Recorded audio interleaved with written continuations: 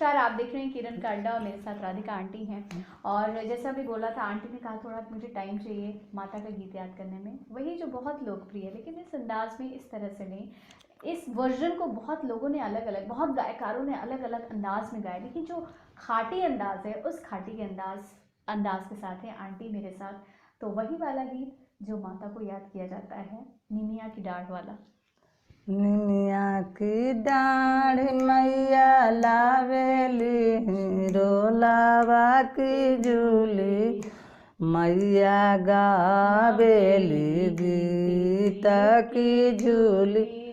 झूलता झूलत मैया के लागली, पियसिया की चली भैले ना, मलहोरिया बासा की सुतल बारू की जागल, मालिना चुलुए कना मोहि के पनिया पिया, मालिन चूल कैसे में पानिया पियाई, शीतली मैया मोर गोदिया बाड़े बाला का नादान की मोर गोद के बालकवा, मालिन शंकर खटोलावा की चुलुए कना मोहि के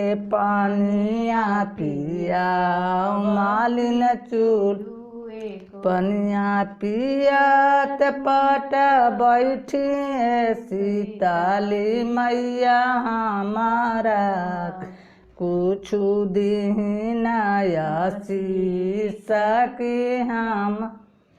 धियावा जे बड़ी मैया अपनी ससुरारिया पतोहिया मोराना, ए अपन नैहरवा पतोहिया। धियावा जुड़ा सुमालिन अपनी ससुरारिया पतोहिया तोरना, ए जुड़ा सुनैहरवा पतोहिया।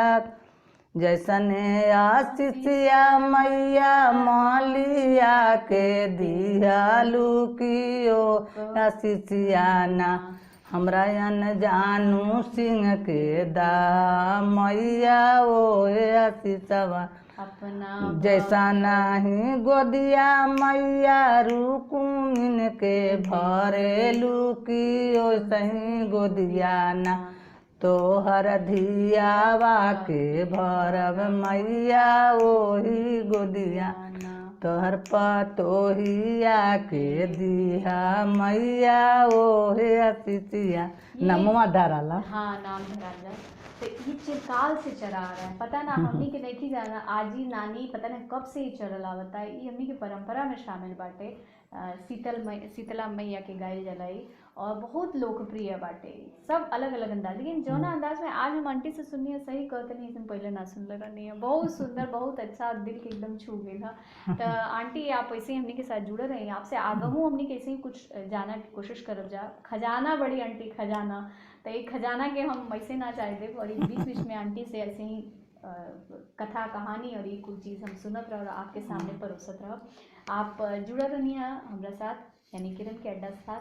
एक खातिर आप लोग के बहुत बहुत धन्यवाद। Stay tuned for many more things. Bye bye for now.